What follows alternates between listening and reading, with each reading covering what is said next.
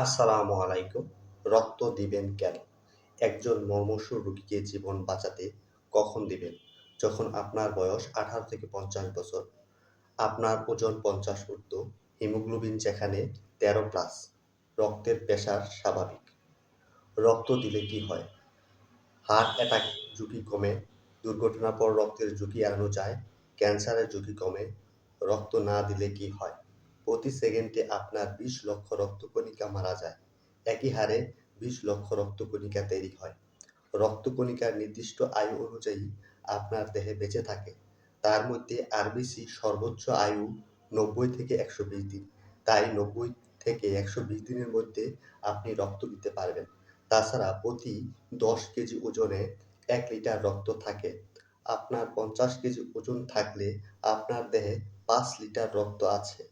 এক ব্যাগে ৪৩৭ এমএল রক্ত নেওয়া যায়, বাকি ৬৩ এমএল ফ্লুইড। তাছাড়া রক্তদানের আগে আপনার স্বাস্থ্য পরীক্ষা করা হয়।